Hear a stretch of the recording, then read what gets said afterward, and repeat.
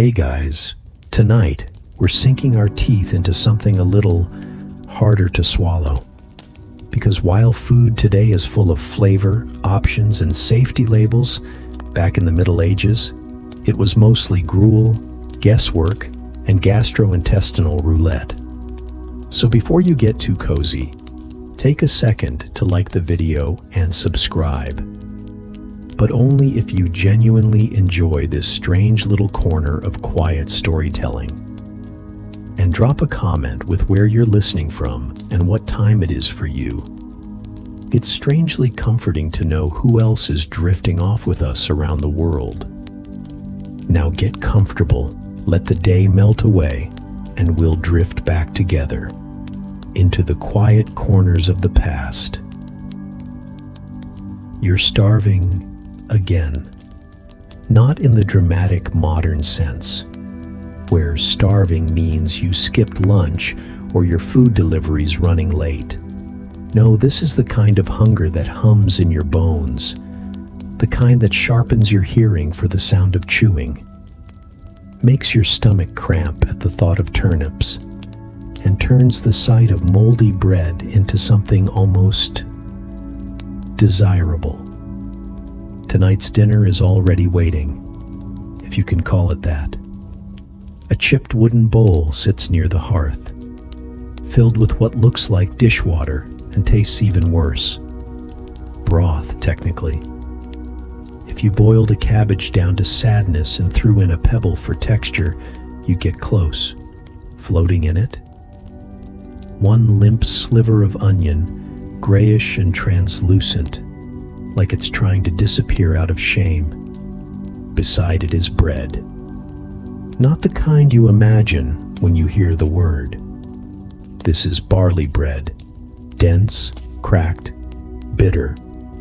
It's hard enough to break a tooth, and if you're lucky, it hasn't grown a beard of green fuzz yet. But you'll eat it anyway. You'll soak it in the broth to soften it, just enough so it doesn't tear the roof of your mouth. And when you swallow it, slowly, carefully, you'll feel it hit your stomach like a stone. That's dinner. That's life. The fire is down to embers now. You're not cold exactly. You've gone past cold. Your hands are numb and your feet don't speak anymore. Your breath fogs in front of you, catching in the air like a whisper of something better. You pull your cloak tighter. Not wool, not fur, nothing noble. Just roughly woven flax and the smell of ash and sweat and something faintly sour. You try not to think about that. This is normal. Your parents are sitting across from you, hunched like worn-out scarecrows. They're not talking. There's nothing to say. Hunger makes conversation a luxury. So does exhaustion. You all know what tomorrow brings. More of the same. More scratching in the dirt. More hoping something edible grows. More praying it doesn't rot before you can eat it. In the corner, your younger brother coughs in his sleep. It's a wet sound. Probably nothing. Or maybe the beginning of something you can't afford to name. The house smells like boiled root vegetables and damp straw and animals. Because there's a chicken under the bench and a goat in the doorway, and their waste doesn't care about your appetite. The pig was sold weeks ago. You still miss her. She grunted at you like she understood, like she was part of the family. But families don't always make it through winter. Especially not this winter. Sometimes you think about the last real meal you had. Not broth, not barley, meat. Actual meat. It was your cousin's wedding. Someone slaughtered a pig, and there was fat and flavor and salt. You still dream about that meal sometimes. You don't dream about the ceremony or the dancing or the laughter. Just the plate, the taste, the way your mouth watered before the first bite. You think you even chewed slower to make it last. But those moments are rare, once a year maybe, and only if no one dies before the harvest. Because that's the thing they never tell you when you're a child, laughing in the field and chasing chickens. Food is luck. Food is politics. Food is class. And if you're not born into the right name or the right land or the right prayers, you're not guaranteed a full belly. You're guaranteed barley and broth and bones if the dog hasn't gotten to them first. You lean back and chew, slowly, mechanically. The bread is heavy in your hand. Your jaw aches, but you keep going. You don't eat for taste. You eat because it's what stands between you and the grave. Outside, it's quiet. You can hear the wind whistling through the slats in the wall like it's looking for something. The stars are out. Somewhere, not far, a nobleman is feasting. Right now. In a hall so bright and warm it would make your eyes water. There's music, laughter, a roasted goose dripping with juices you'll never taste. Somewhere, someone just took a bite of honeyed pastry and didn't even finish it. You wonder if they'll throw the rest away. You look down at your bowl. You scrape the bottom with your spoon. You catch a shred of something solid, maybe a turnip, maybe something else, and you bite. It's soft, but bitter. You don't care. You chew. You swallow. You close your eyes. Tomorrow, if you're lucky, you'll eat again. You wake up hungry. Again. Your mouth is dry, your stomach hollow, and your joints ache from the cold stone floor you sleep on. You shift under your rough wool blanket, the itch of it familiar now, like a part of your skin. There's no sun yet, just a dim blue haze creeping in through the cracks in the wooden shutters. But your body already knows. It's time to start surviving again. You sit up slowly, your knees pop. You're 15, but you feel ancient. Your breath fogs in front of you, and the smell of damp straw, smoke, and stale sweat clings to everything. You rub your face, trying to wake up, trying to forget the dream you had about roasted apples and warm cheese.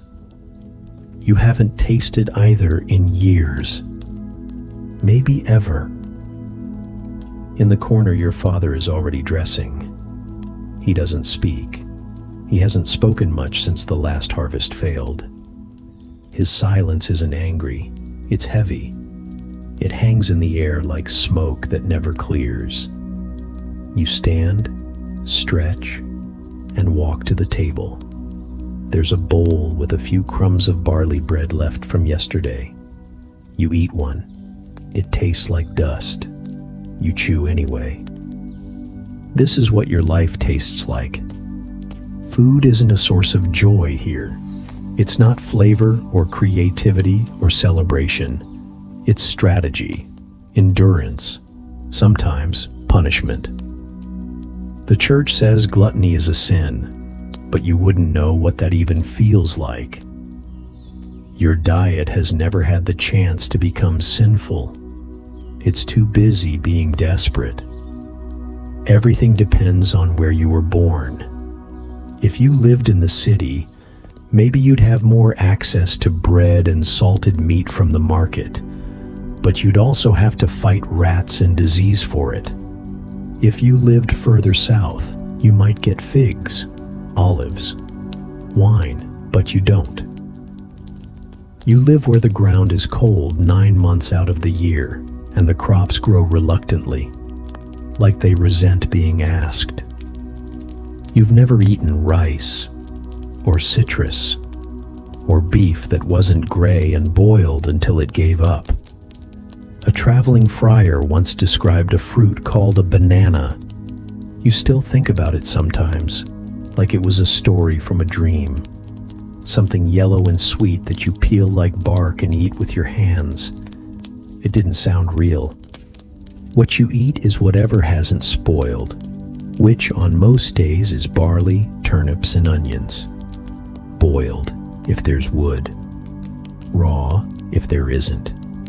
Sometimes cabbage, if the worms haven't eaten it first. You've become very good at cutting around things. Moldavian rot. Teeth marks that probably weren't yours. On holy days, you fast. Not because you want to, but because it's required. You don't eat meat on Fridays. You don't eat anything before Mass. You don't eat during Lent. The Lord fasted for 40 days in the desert, they say. So you fast for him. But sometimes you wonder if he ever had to chew through bark just to keep his mouth busy. If he ever went to bed shaking, stomach gnawing at itself. Even when there is food, it doesn't feel like yours. The Lord of the Manor takes his share first, always. The fattest goose, the ripest apples, the best cuts of meat. You get what's left. You always get what's left. And you're told it's holy, that it's noble, that your suffering is a form of grace. You want to believe that. But then there are nights when your sister cries herself to sleep from the hunger, and the baby's breath starts to rattle, and your mother's hands shake so much she drops the pot, and you think, maybe holiness isn't supposed to feel like this. Superstition bleeds into everything. People say garlic keeps demons away. That basil in the home is a sign of bad luck. That eating too much cheese causes melancholy. You don't know if any of it's true, but you listen. Because in a world where you have no control over your body, your land, your Lord, or your weather, you hold tight to whatever little rules people whisper in your ear. You scrape a wooden spoon through the bottom of a pot and get a mouthful of broth. It's thin and salty and tastes mostly like boiled stone. You swallow. It's enough to stop the ache for an hour or two. Maybe. Outside, the fields wait. You'll plant things again this year. Maybe they'll grow. Maybe they won't. Maybe a late frost will kill the sprouts, or a sickness will sweep through the barley, or a storm will drown the roots. You don't know. You never know. But you'll keep working. You'll keep eating what you can. You'll keep surviving. Because this is your life.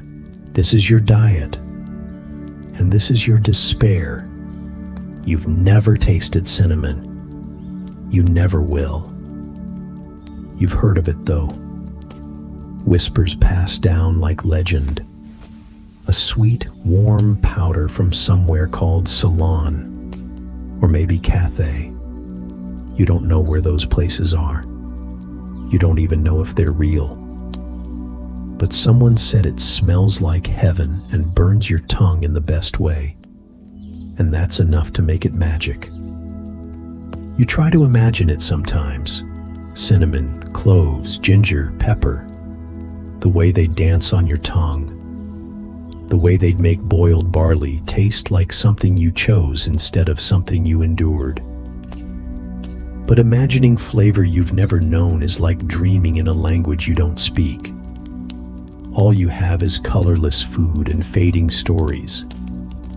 You sit at the table, staring down at your supper.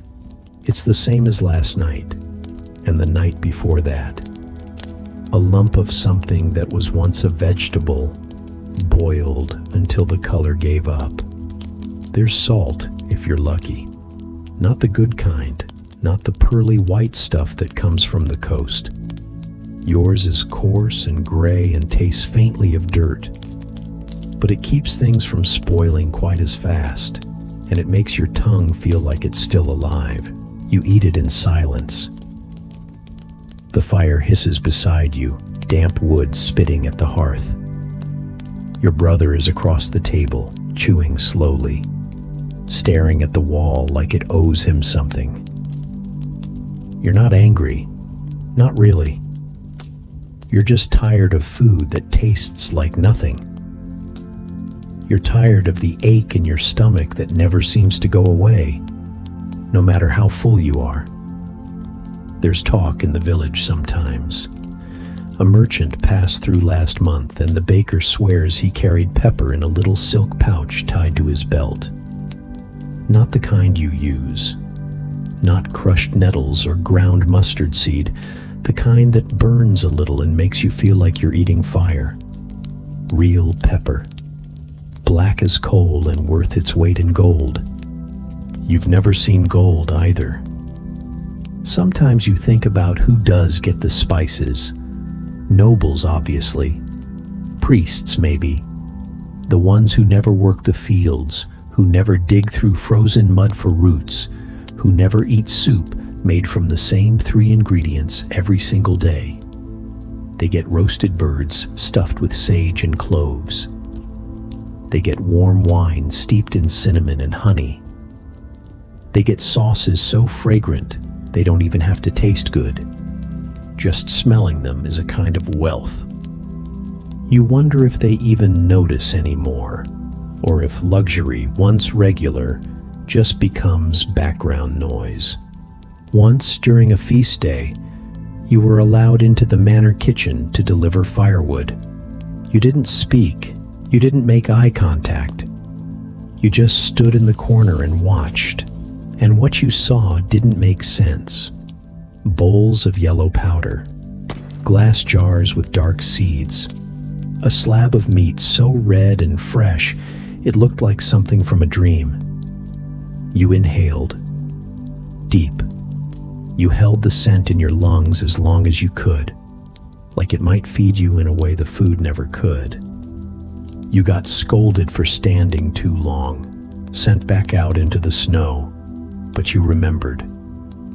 You remember still. The cook said one of the jars came from Alexandria, or maybe Antioch. It doesn't matter. All the places where spices grow sound the same when you're cold and hungry. Far, impossible, better. The names are part of the spice itself.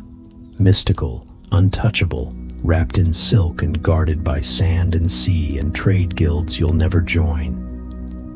Sometimes your mother picks wild herbs and crushes them into the soup.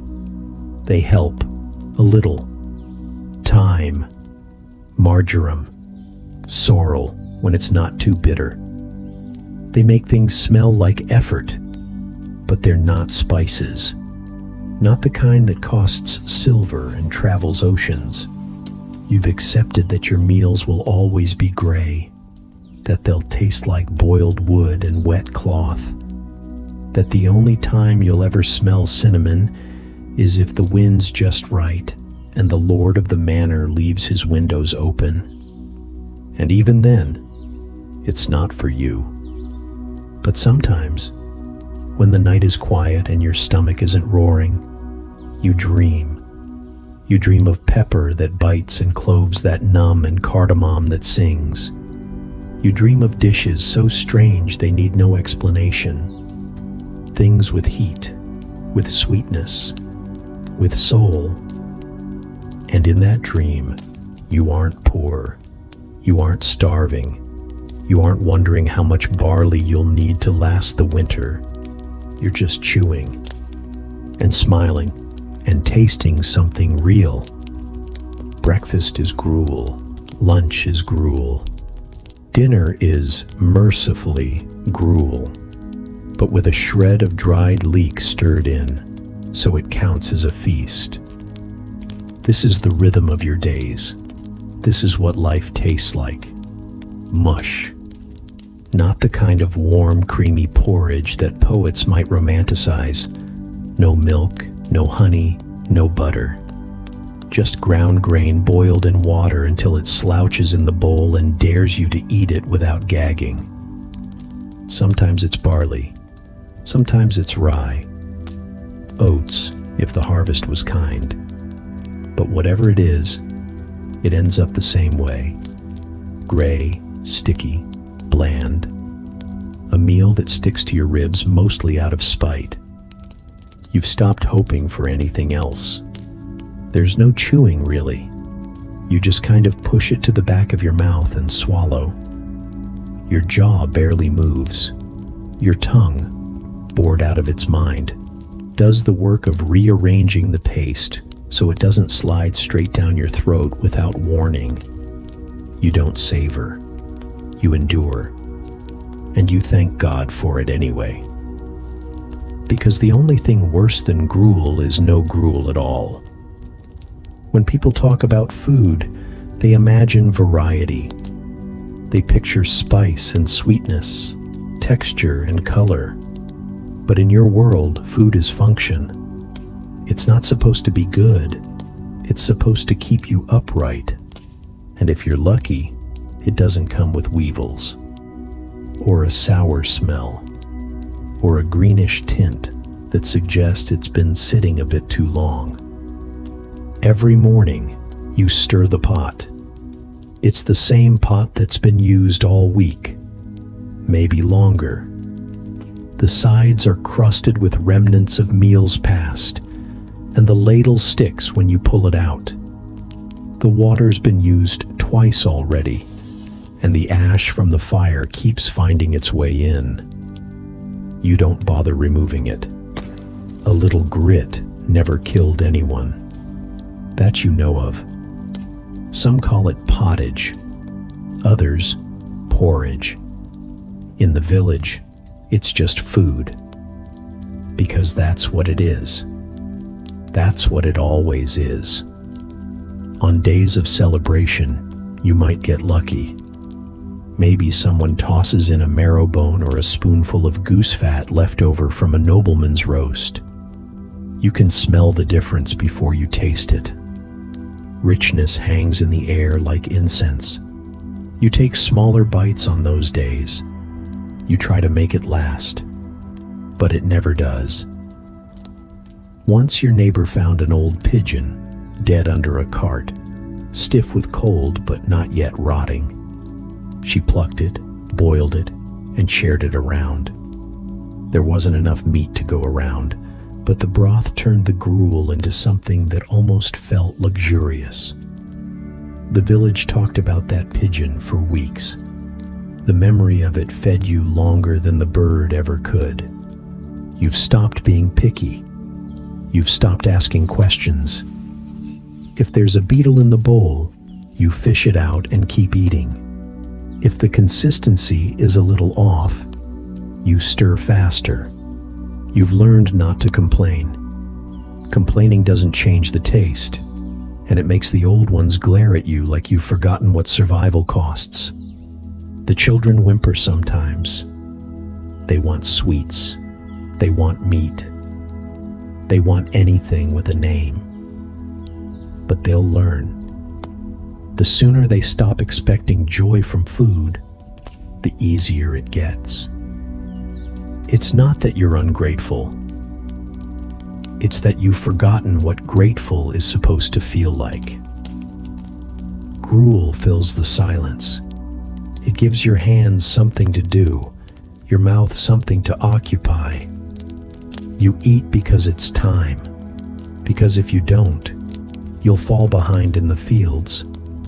Your fingers will tremble too much to grip the scythe. Your knees will give out before the woodpile is chopped. You eat to function.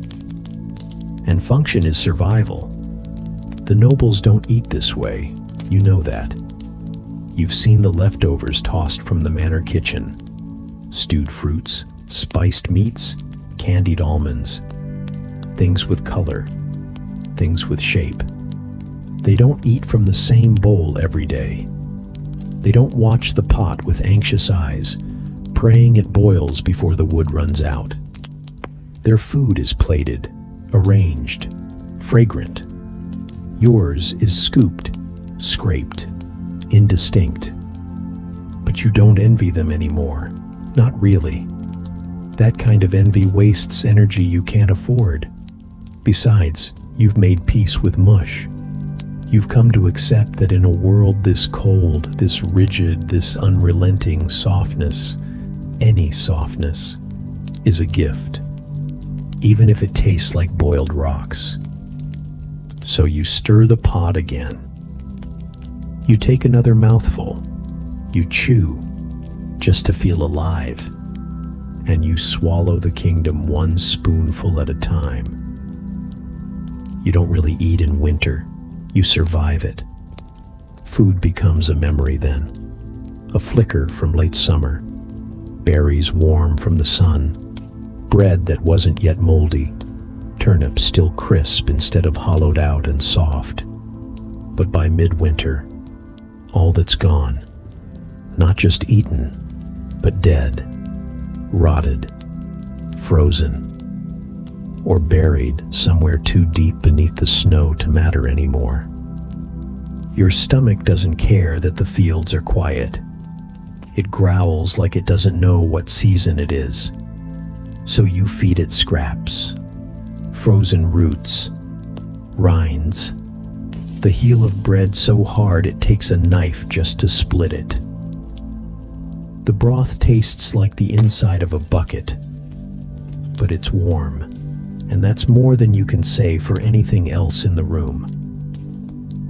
You've learned to chew slowly, not to savor, there's nothing to savor, but to trick your body into thinking you're full before the food runs out. Hunger has a way of slowing time. A single meal feels like a strategy, a negotiation. You eat half now, maybe the rest tomorrow. Or maybe you hide a crust under the bedding and forget it's there until it grows fur. And then you eat it anyway. Because winter isn't a season, it's a siege. And you are the battlefield. The salted meat is long gone, the dried apples too. Whatever was preserved in the root cellar didn't make it past Candlemas. Either it spoiled or you broke your promise and ate it early. Everyone does. You go into winter pretending to ration. You come out of it hoping the snow melts before you do. Summer is supposed to be better. The world returns to color. The sun feels like a gift. But the food, what little grows, arrives all at once, greedy and wild and untrustworthy. You pluck a strawberry one day, and by the next, it's collapsed into a wet bruise in your hand. Lettuce bolts, peas split, milk sours if you look at it wrong. And suddenly, you're running, not to feast, but to catch the food before it turns on you. Timing becomes everything. Too early, and there's nothing to harvest. Too late, and you're staring at rot. And you can't eat rot. Not twice. The grain, when it finally comes, has to dry. If you grind it too wet, the flour molds. If you store it too hot, it sweats and draws weevils. You've seen an entire sack of barley go bad in a single week. It smelled like vinegar and felt like failure. You fed it to the pigs. Then you realized the pigs weren't yours anymore. You rely on hope, and luck, and weather, and silence. No one talks much in harvest season, not out loud, because even a good yield can turn, and you don't want to tempt it. Last summer, the beans came late, and the rains came early. You watched a week's worth of work dissolve into the mud while your neighbor tried to cover her rows with canvas. She cried when the stalks bent. You didn't. You just dug deeper and tried to save what you could. But deep down, you knew. Next winter was already ruined. There's a kind of hunger that becomes your shadow. It doesn't roar. It doesn't panic. It just lingers. Quiet. Present. Like a second heartbeat. It watches you prepare the stew. It stands behind you when you eat. It curls into your belly when you sleep and whispers, "Not enough, not yet." Sometimes you dream of other lands, places where fruit grows year-round and meals don't come with math. Places where you don't have to ask whether eating today means dying sooner. But then you wake up, and it's snowing again, and your fingers are too numb to undo the knot on the storage sack. There are no second chances in this cycle. No freezer, no safety net, just time, teeth, and temperature. Your life is a countdown from harvest to hunger. And still, somehow, you're alive. You've learned to stretch cabbage leaves into meals, to scrape fat from cloth, to roast stale bread so it doesn't feel like theft. You've turned scarcity into a kind of ritual, a sacred silence between the boil and the swallow. But no matter how clever you are, the rules don't change. Too early, and you'll go to bed with nothing. Too late, and you'll die with a full cellar full of rot. So you chew the last bite slowly, you tuck the bowl away, and you listen to the wind, because the snow hasn't stopped, and you're already thinking about what's left and what isn't. You smell it before you see it. Fat, crackling, sweet smoke. It coils through the village like a miracle. You stop what you're doing, gathering twigs, fetching water, chasing off a goose that isn't yours, and you follow it. Not out of curiosity, out of instinct. Someone's cooking meat. You haven't had meat in months. Real meat, not broth with bones in it, not fat skimmed from a pot and wiped on bread to fake the taste, not stringy scraps from a bird caught in a trap. Meat. The kind that sears and drips and fills the air with something that reminds you you're still alive. Your stomach clenches like it recognizes the scent before your brain does. The smoke leads you to the village square, where half the town has already gathered, eyes wide and silent. No one speaks. They just stare at the fire pit and the shape turning on the spit. It's a pig, or what's left of one. Small, skinny, ribs poking through the skin. But still, it's more meat than you've seen in one place all year. You feel something strange swell in your chest. Not joy. Not yet. Something closer to disbelief. Then you see Old Man Eric's son standing nearby, arms crossed, eyes red, and it clicks. The pig was his. Eric died this morning. That's how it works. Meat shows up when something else disappears. A sick sheep, a dead cow, a funeral. You don't eat meat because you planned for it. You eat it because you had no choice but to kill it, or because someone else did. When your own father died, someone brought a goose, a real fat goose from the Abbey fields. The priest said it was charity. Your uncle said it was guilt. You didn't care. You remember the skin snapping under your teeth, the juice running down your chin, the way your fingers stayed greasy for hours. You licked them in your sleep. But days like that are rare. Most of the time, meat is a rumor, a promise made to children to keep them quiet. Maybe at harvest, maybe for Christmas, maybe when the sow births too many piglets and one doesn't make it. But even then, it's not yours. It belongs to the manor, or the tithe, or the taxes. You're left with what clings to the bone. On good days, that's enough.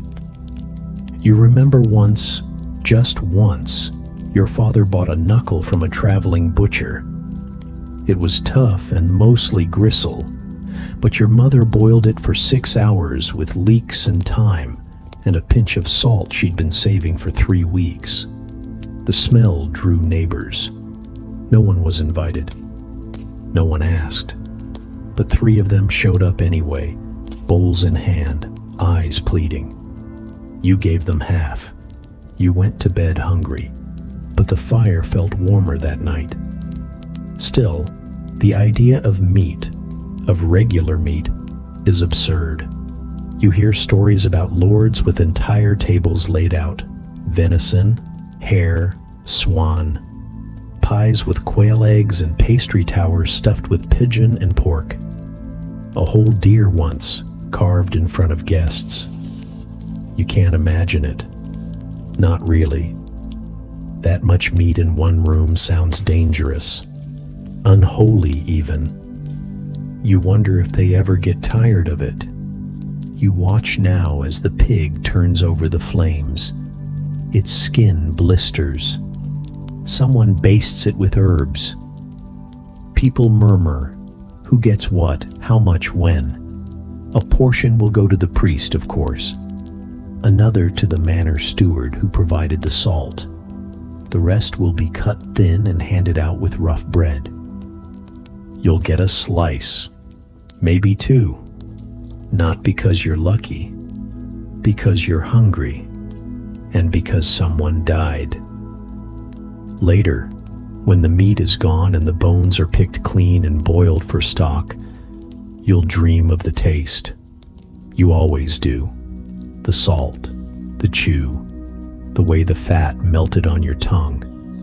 You'll try to remember it exactly, like a prayer, like a spell. You'll try to carry the memory long enough to make it last until next time. If there is a next time, you walk home afterward, slower than usual. Your belly isn't full, not really, but it's not empty either. There's a warmth behind your ribs that wasn't there before. A sense of having witnessed something sacred, or at least rare. You pass by a neighbor's field and glance at the cows grazing lazily behind a crooked fence. You don't let yourself imagine the taste. You've learned not to look at animals like that. Not unless something goes wrong.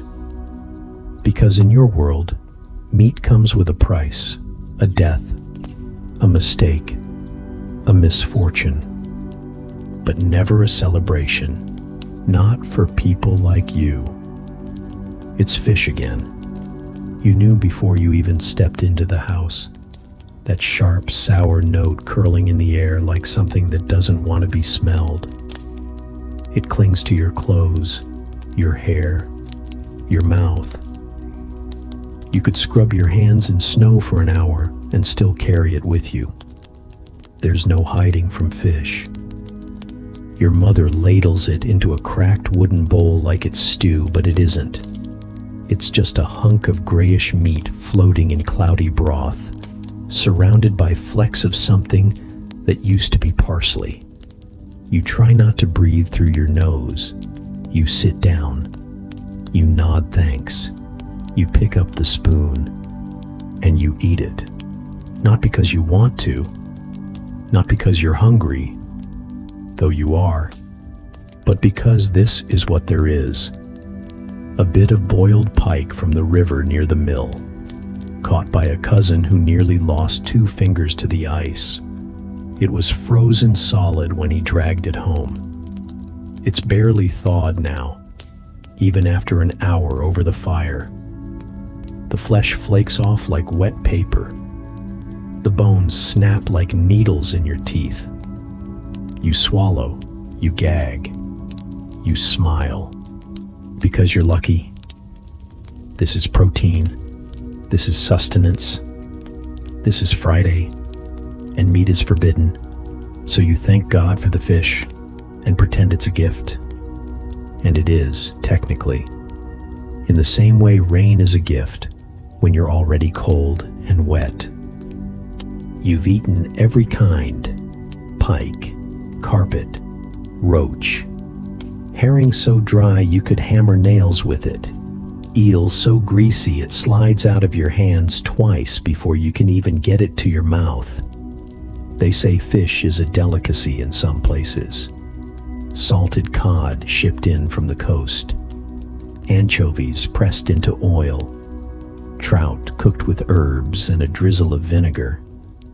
But those stories live in books, in the hands of scribes and noblemen. You've never seen them. You've certainly never tasted them. You get what the river gives, and sometimes not even that.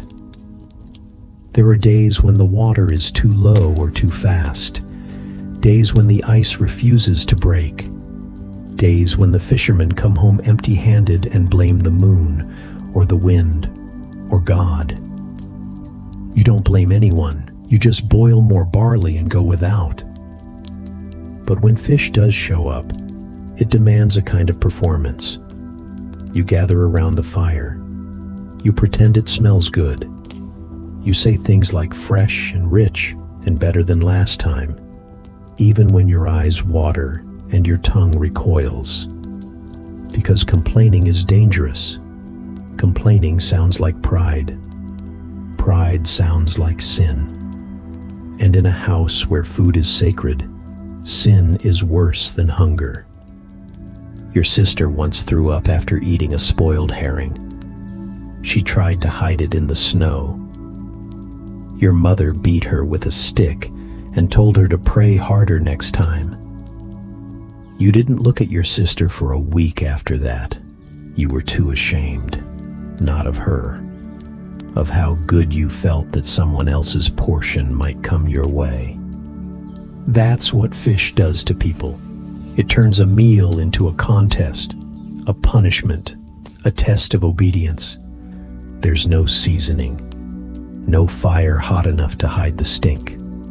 Just smoke and salt and prayers that it won't make you sick. And it still might. You once saw a man die after eating eel that had turned. He didn't cry out. He just doubled over in the field an hour later, foam on his lips, eyes wide like he'd just remembered something terrible. They buried him without ceremony. The priest said he must have been hiding a sin. You wondered if the sin was pretending he liked the taste. Sometimes you think about the sea, not because you've seen it, but because people say the fish are better there. Bigger, cleaner, sweeter, pulled in by nets the size of houses and smoked until they shine. But even that sounds suspicious. Too far away, too perfect. Another story made up to soften the truth.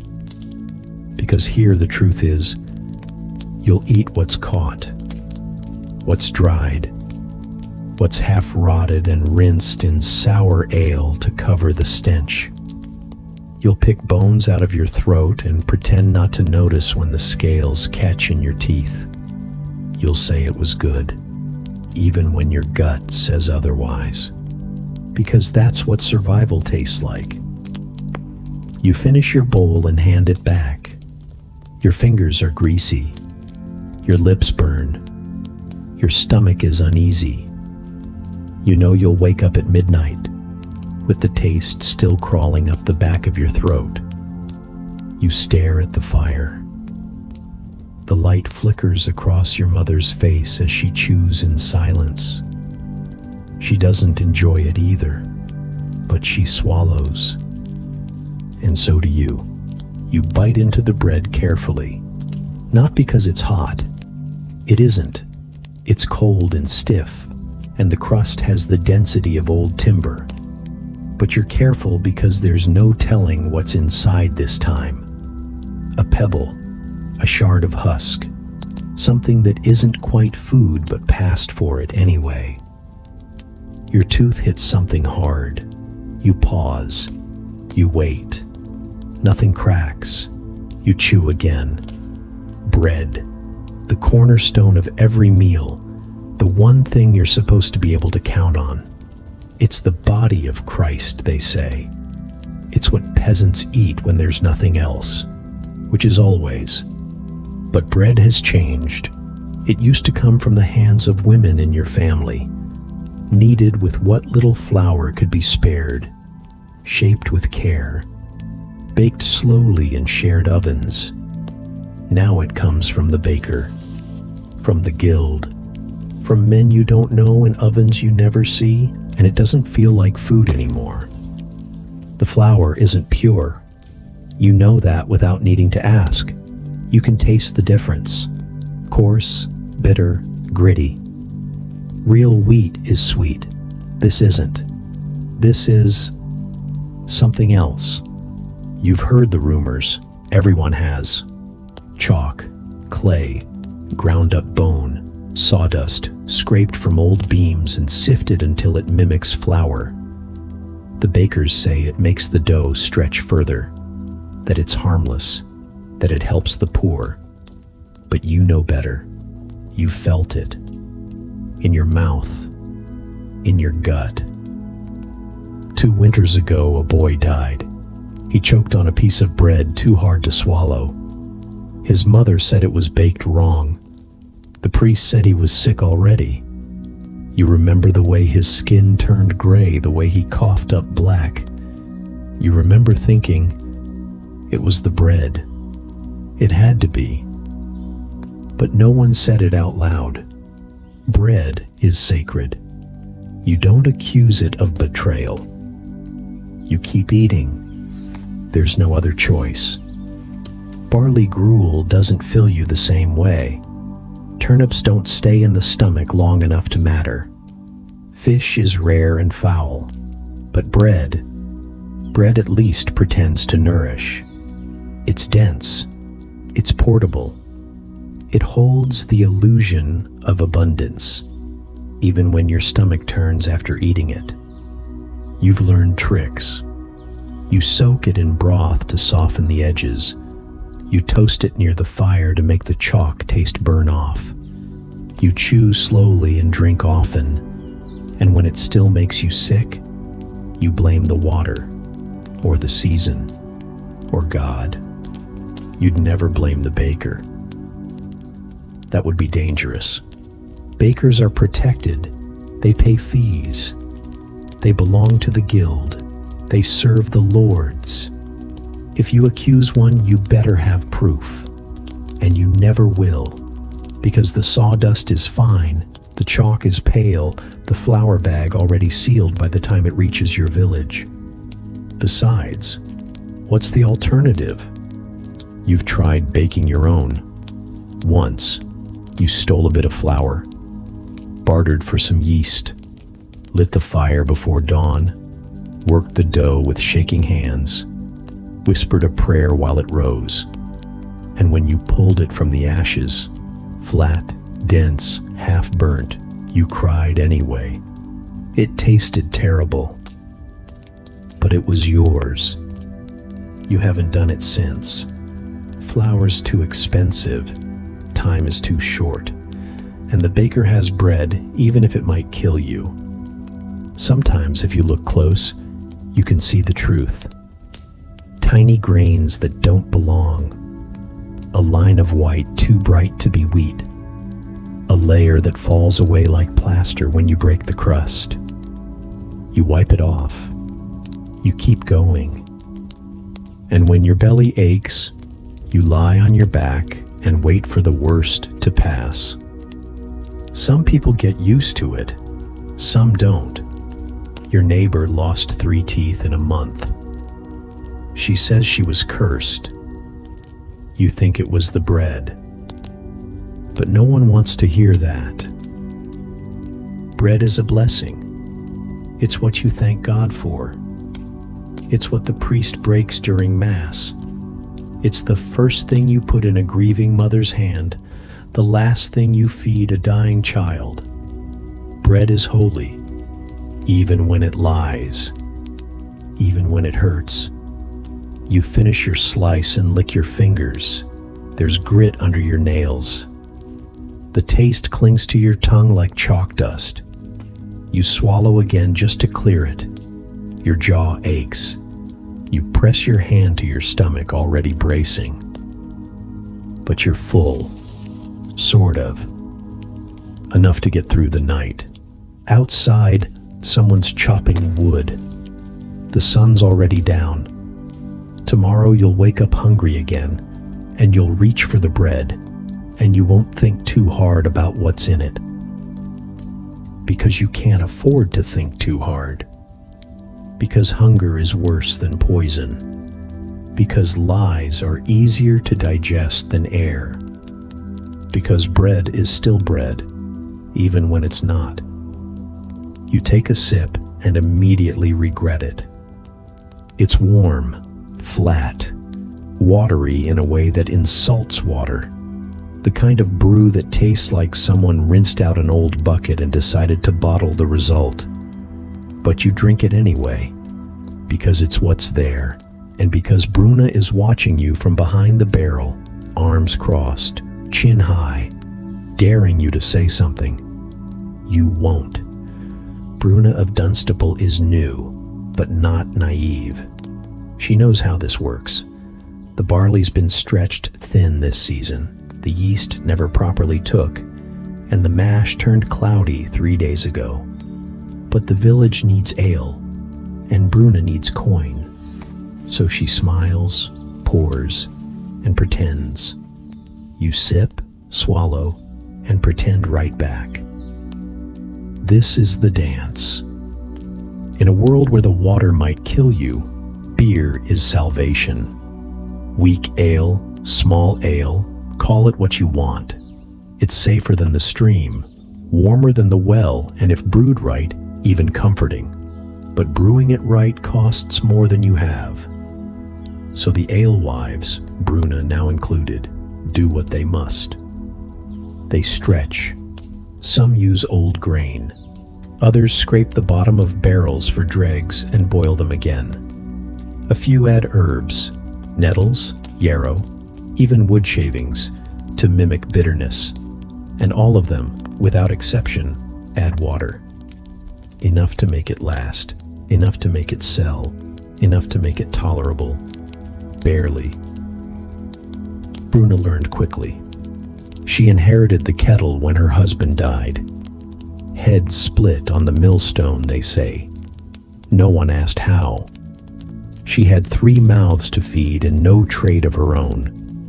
So she lit the fire the very next morning and poured what was left of the malt into the old copper vat. No ceremony, no tears, just heat, grain, and survival. Her first batch was too thin. The second was burned. By the third, she found the balance. Just enough flavor to pass as ale, just enough kick to dull the ache behind the eyes, and just enough charm to sell it with a wink. Now she's here, behind the table near the well, swatting flies from the spout, smiling like a woman who knows every lie tastes better when it's served warm. The men drink it. Of course they do. Some complain, mutter about how the last alewife, Martha, may she rest, knew how to brew something worth a damn. Bruna just smiles. She offers another cup for half price. They take it. They always do. You know better than to complain. You've tried going without. Once in spring, when the barley ran out and even the dregs went sour, you drank from the river. You felt fine for a day. Then the cramps started, the sweating, the shakes. You lay in the dirt behind the woodshed for 3 nights, clutching your stomach and whispering bargains to God. You haven't touched raw water since. So yes, the ale is bad, but it's not death. And in these parts, that's a luxury. Bruna knows it too. You see it in her eyes, the quiet calculation, the split second she decides how much to pour for each face, how much to hold back for the priest, how much to hide when the steward comes sniffing around for unpaid dues. There's no glamour in her work, No apron embroidered with hops, no rustic charm, just sweat, steam, and guesswork. And the constant gnawing knowledge that every complaint could become a fine, or worse. The alewives are watched, always. The assize of ale, some fancy name scratched onto a parchment you'll never read, says their product must be measured, tasted, taxed. Officials come with sticks marked in inches. They dip them into barrels and declare verdicts. Too weak. Fined. Too strong. Fined. Too popular. Suspicious. Fined. So Bruna waters it down. Not because she wants to, because the world insists she does. Still, she carries herself like a queen. Her hair is tied back with a strip of red cloth, her sleeves rolled to her elbows, her hands burned pink from the heat of the kettle. She laughs louder than the men, winks at their wives, and smacks anyone who tries to reach across her table without coin. She earns her respect one mug at a time. You sip again. It's worse now somehow. The aftertaste lingers like sour bread. But you drink anyway. Because it's dusk. Because you've worked since dawn. Because your legs ache and your bones grind and you need something, anything, to soften the edge of the night. Around you, the village hums. Chickens roost.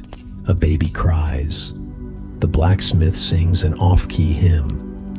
And Bruna, in the center of it all, refills a mug with the kind of grace you only develop when lying becomes a livelihood. You nod to her.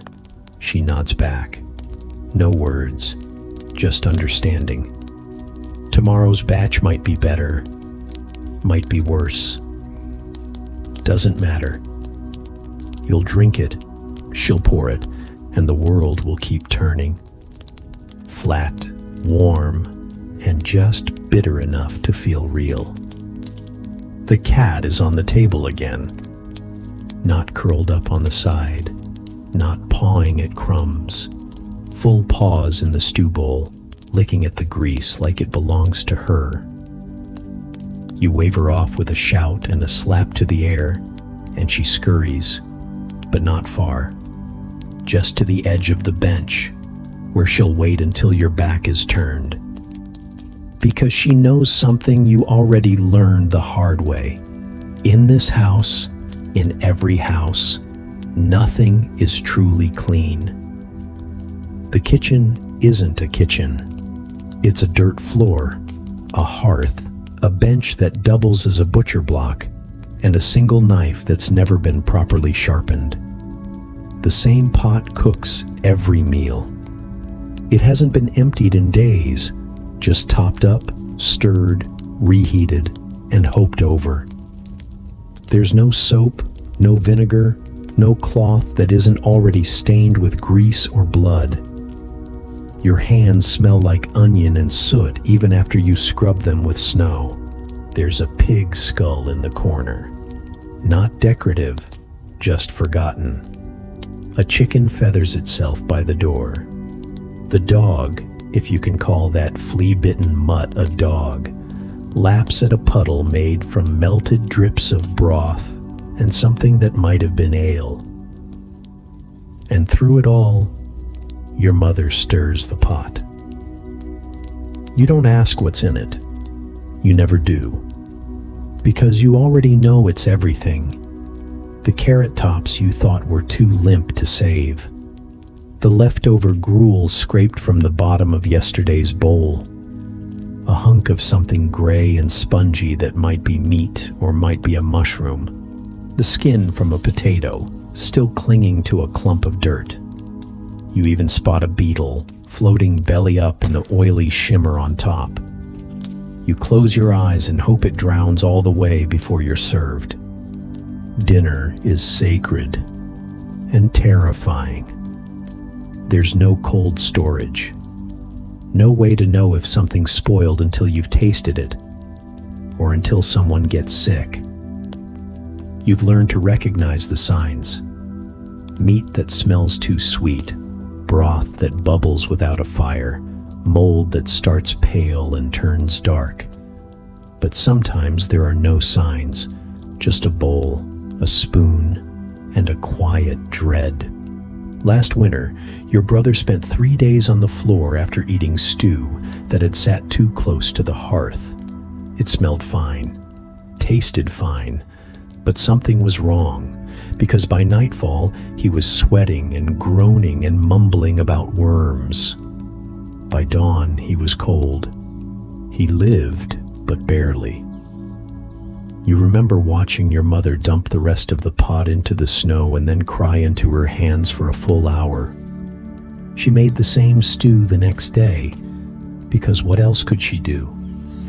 You've heard of places, manors, abbeys, where they clean with boiling water and herbs, where linens are changed weekly and rats are killed on sight instead of chased off with a broom, where kitchens are run by men with aprons and rules, and no one cooks with the same knife they use to gut rabbits.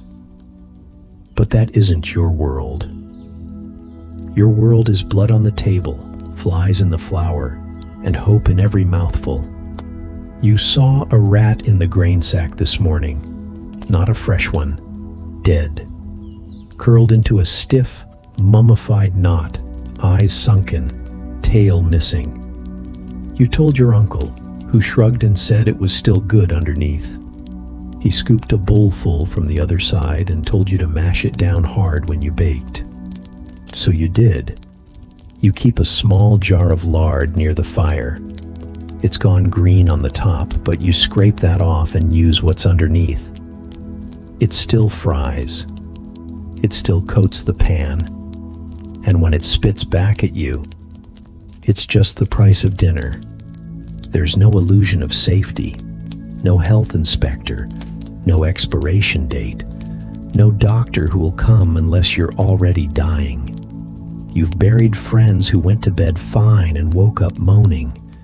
You've seen whole families taken out by a bad pottage, and still, the pot never stops boiling, because hunger doesn't care about hygiene.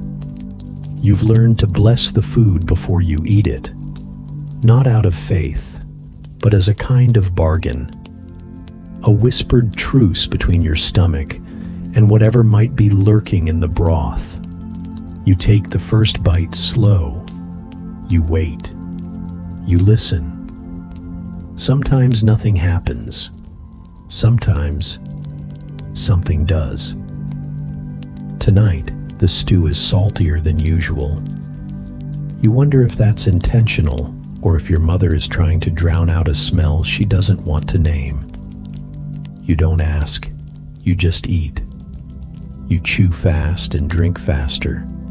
You wipe your hands on your tunic and ignore the sting where yesterday's blister split open. The cat's back now, sitting under the bench, licking its paws, watching you eat.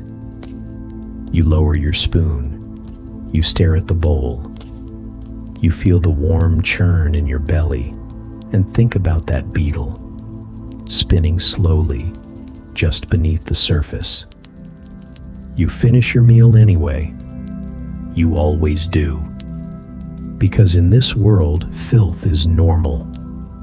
And death sometimes just comes in a bowl.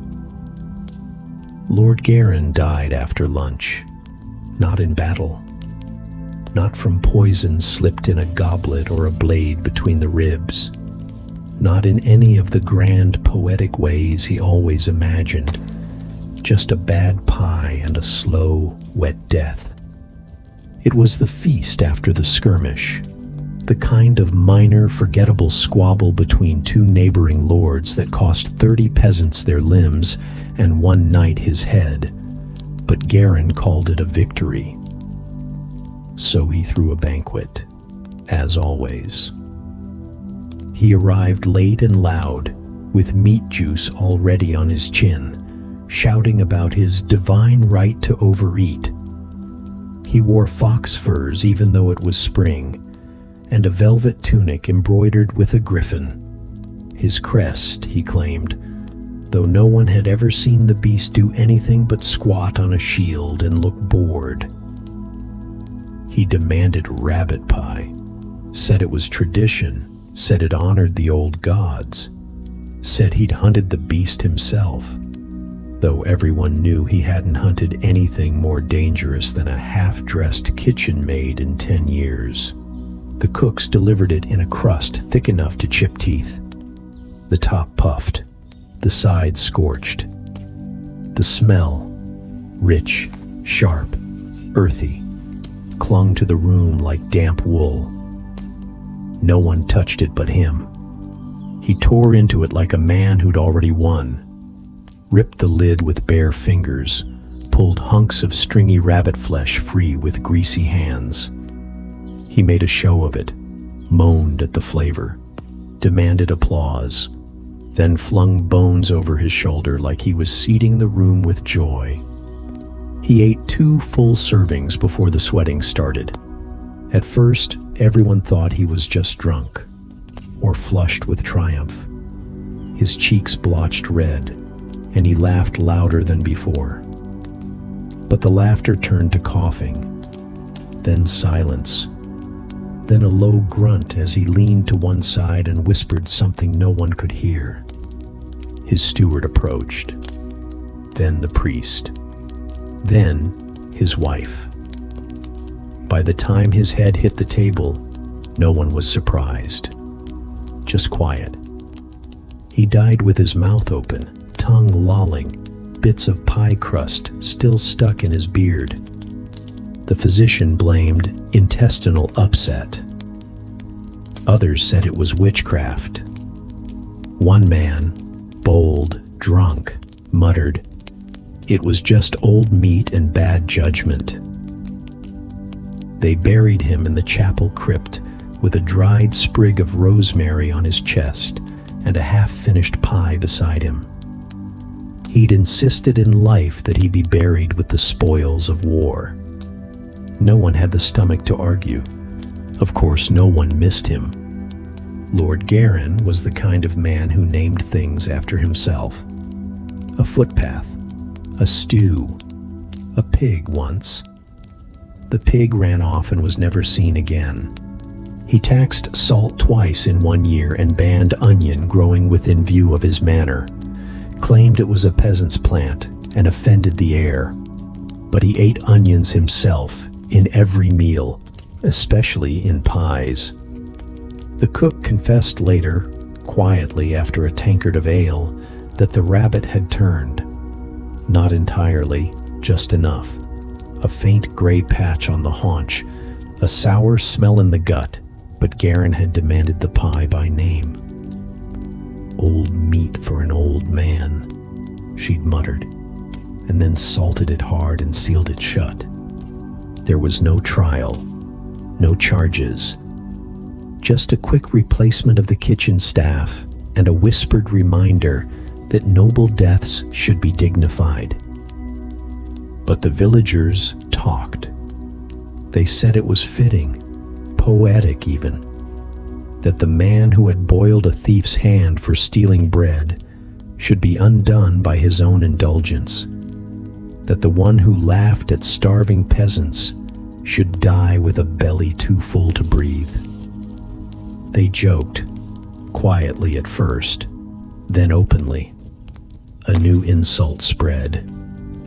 "Go eat a Garin pie," meaning choke on your own gluttony. The baker painted a crude griffin in lard on a loaf the next week. It sold before it cooled. Lord Garin's son inherited the estate. Quieter, leaner, never asked for rabbit pie.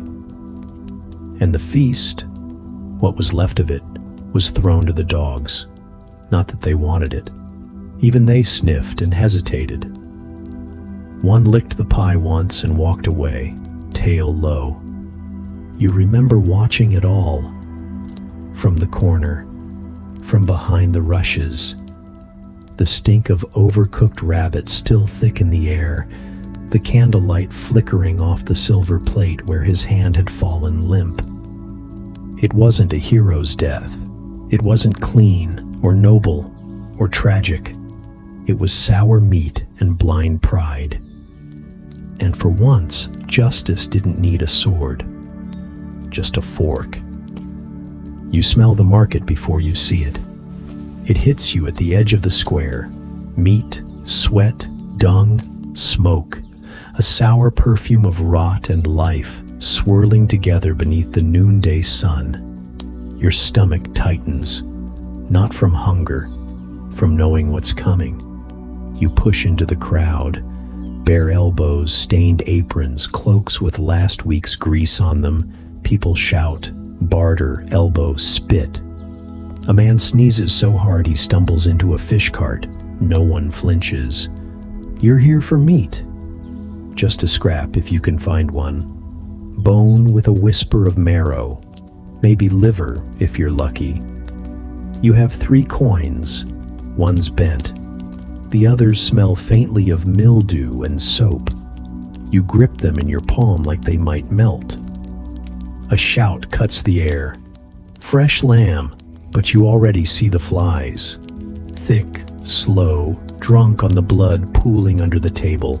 The carcass is more gray than pink. Its eyes are still in. You look away. At the next stall, a woman fans her wares with a bundle of feathers. They don't help. Meat sweats in the heat. It doesn't hide its age. A goose lies on its side, neck twisted, tongue blackened. She tells you it's from yesterday. She smiles too much when she says it. A boy beside you gags. The stall after that is rats, not selling them, just living among the onions. Fat, glossy creatures with eyes like black beads. One scurries under a wheel of cheese and disappears. The seller swats in its general direction, then goes back to wrapping pork in old parchment. You take a step back and feel something wet beneath your boot. You don't look down. There's no such thing as clean here, not in a place like this. The blood runs through the gutters. The scraps bake in the sun. Every step is a risk, every breath a wager. And still, everyone comes. Everyone has to. This is where food happens, if you can call it that. You pass a stall where sausages hang like ropes. One of them twitches. You blink. It was probably just the wind. The man behind the counter waves a cleaver and laughs too loudly. You don't stop. Further down, you spot something wrapped in cloth. Something red, glistening. A heart, maybe. Or a lung. The seller doesn't know. He says it came from the big one. Points at nothing. Says you can boil it for hours and feed a family. He's missing 3 fingers. You keep walking. And then you hear the coughing. It's different. Not the dry hack of smoke or the bark of hay fever. This is wet, ragged, the kind that tears something loose. You turn and you see a girl, maybe 12, hunched against a barrel. Her mouth flecked with something dark. Her eyes glassy. Her mother presses a cloth to her lips, but the cloth is already soaked. You move. Fast. Instinct. But you can't unsee it. The smear she leaves on the ground. The slow way she slumps sideways. The quiet panic in her mother's eyes. You've heard the rumors. Everyone has. A sickness. Something in the wind. Or in the meat. Or in the people. They call it bad air. Or miasma. Or judgment. But no one agrees on the cause. Just the result. It starts with a cough. Then a boil. Then a blackening. Then a grave. You cross yourself. though you're not sure why. You don't go to church much anymore, but some habits cling tighter than lice. A woman bumps into you, carrying a skinned rabbit with one leg still twitching. She doesn't apologize. She doesn't even notice. Her hands are shaking.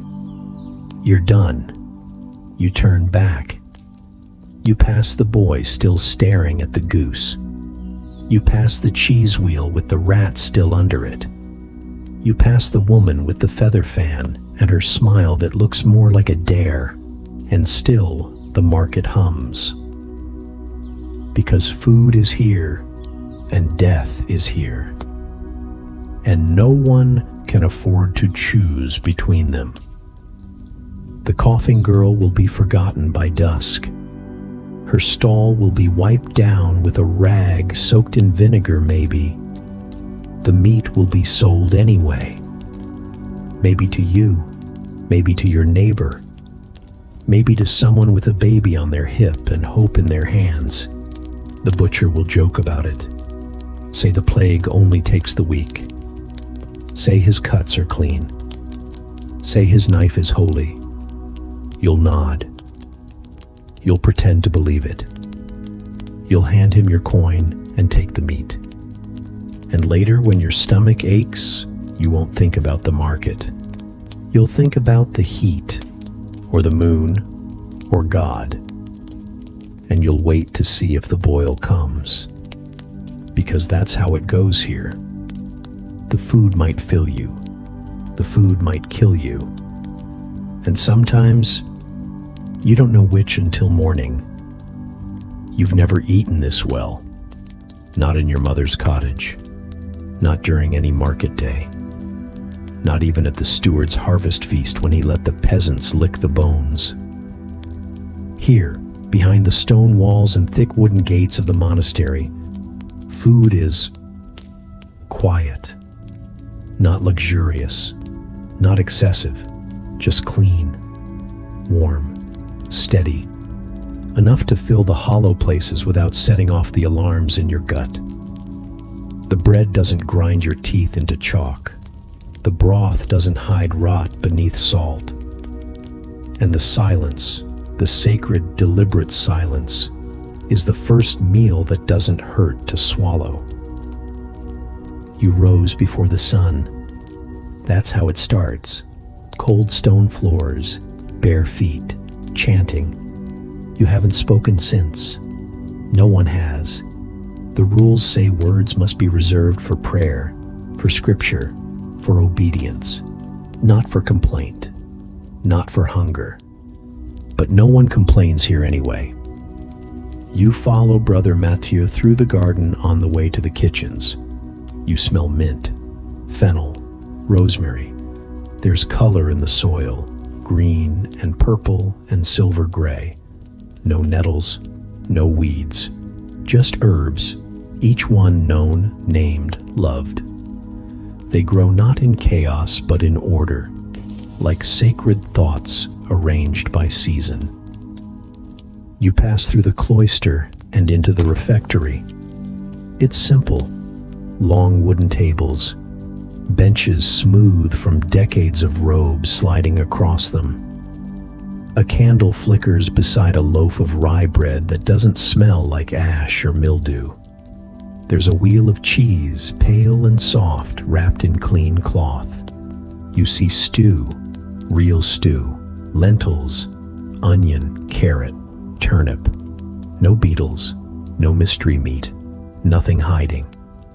The air doesn't stink. The walls don't drip. The cat doesn't lick the bowls before you do. You lower your eyes and wait. A bell rings, one tone. The others move, so you follow. You sit, hands folded. The food is served without sound, each portion measured, not generous but exact. You're given what you need, not what you want, not what you fear. You eat in silence. The taste is soft, no burn, no fight. The cheese melts slowly on your tongue. The bread breaks clean in your fingers. The stew warms your throat, settles in your chest like a prayer that doesn't ask for anything. You glance around. They're not smiling. No one looks pleased. That would be pride. But there's peace here, and that's stranger than joy. It unnerves you the way it all works. The quiet, the discipline, the calmness of bodies that aren't bracing for famine. You remember what they said when you first arrived. Monks eat well because they don't eat for pleasure. They eat to serve God, to keep the flesh from failing so the soul can focus. That's the difference, they say. The why. But you don't care about the why. Not really. Not yet. You just care that your hands aren't shaking when you bring the spoon to your mouth, that the bread didn't crumble into sawdust, that you aren't preparing to be sick in a ditch before nightfall. You were told that if you joined the monastery, you'd give up the world, your name, your dreams, your hunger for anything but holiness. You didn't realize that would include giving up fear, that here, behind stone walls and vows, no one would trick you into eating poison to stretch a profit. No one would pawn off spoiled meat with a joke. No one would sell you bread with clay in it and call it a miracle. Here, you work, harder than ever. You chop wood, you scrub floors, you copy scripture by candlelight until your eyes blur and your back knots into stone. But you are fed, and something about that feeds more than your stomach. In the afternoons, the infirmarian brews teas in silence, feverfew, horehound, hyssop. He knows which leaf soothes the belly, which root breaks a fever, which flower brings sleep. The monks don't sell this knowledge. They don't shout it from the market stalls. They simply pour, sip, heal, repeat.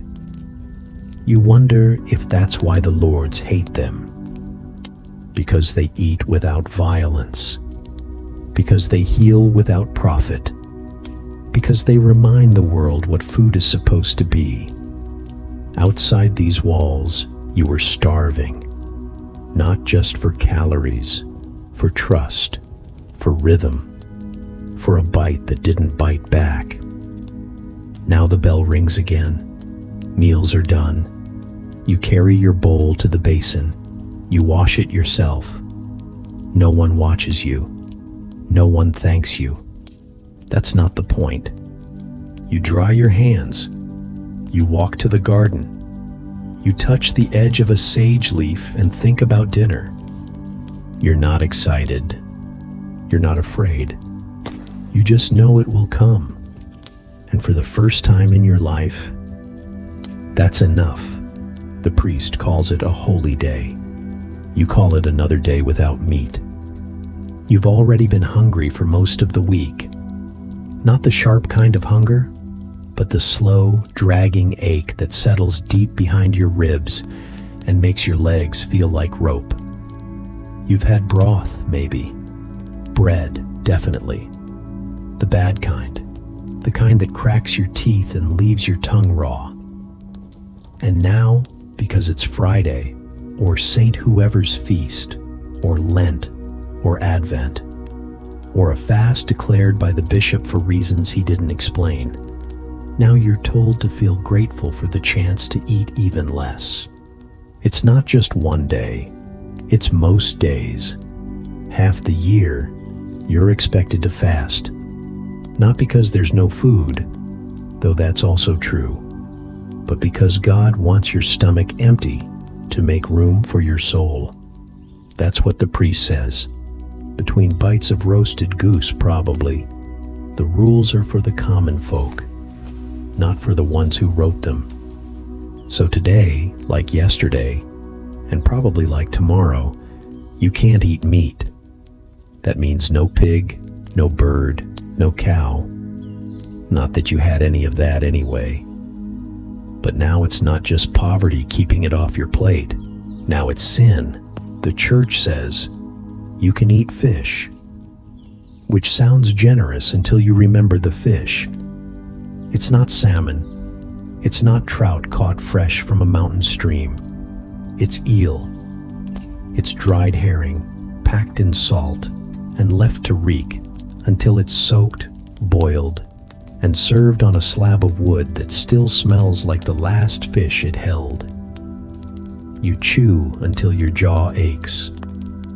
You swallow, and it feels like penance. You know the calendar better than you know your own birthday. You have to. Ember days, rogation days, saints' days, vigils, the 40 days of Lent that stretch longer than the coldest winter. Advent, which is supposed to be hopeful but still forbids meat. Every week brings another fast, another rule, another way to please a silent God by denying a screaming stomach. Even the feast days are cruel. They promise bounty, goose, boar, bread baked with honey, but only for the lords, the monks, the clergy. For you, it's crusts and noise. You stand outside the manor and smell what joy tastes like, and then return home to boil oats and pretend there's something else. The church says it's about sacrifice, mortification of the flesh, preparing for heaven. You wonder if heaven smells like boiled eel. The worst part is, you try to believe them. You wake up and cross yourself before you rise. You pray before you eat. You pray after. You listen to the sermons. You kiss the relics.